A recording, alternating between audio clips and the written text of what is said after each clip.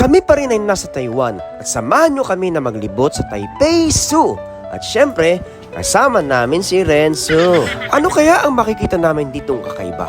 O kami ba ay may kamukha? Abangan ang susunod na kabanata. Ito nga pala ang aming sasakyan. Kaso, hindi nagbabangking yan. Tara na't kami inyong samahan dito sa pasyalan. Malay mo, baka nandito ang lolo mo.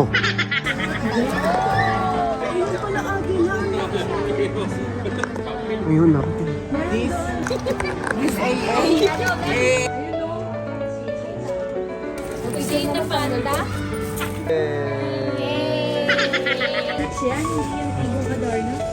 At nagtatalo pa nga sila. Ang totoo, yun ay ibong Darna.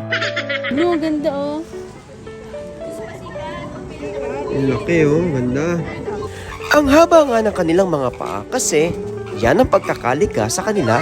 At sa wakas, nakakita rin ng malaking elepante. Wag niya sa tayo niyan. Oh, nauuhaw siya.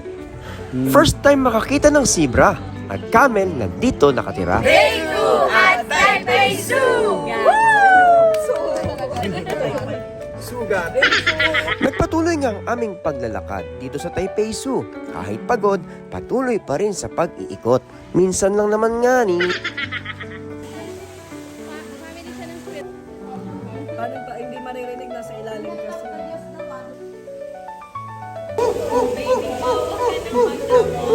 May lukso nga ng dugo sa aking nawawalang kapatid. Ang saya-saya talaga nilang kasama. Halika na, puntahan natin ang panda. Guys, we are here at Panda House. Yan, sa Taipei Zoo. Ang lakas pala kumain ng Kung Fu Panda. Naalala ko tuloy si Rika. Kasi ang ganda.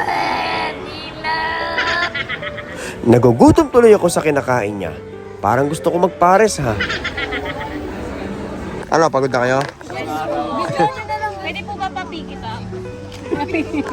Kaya, pagod na kayo? Yeah. Parang gusto na namin. Walang pagod-pagod, tara. Wala, no. Wala.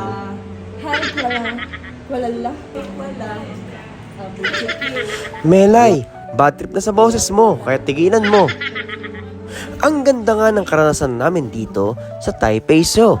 Sigurado, babalikan namin to. バトンタッチこの手を伸ばして君に託す未来への道共に過ごしたこの時間が新しい力に変わってくんだ光るトラック足音響く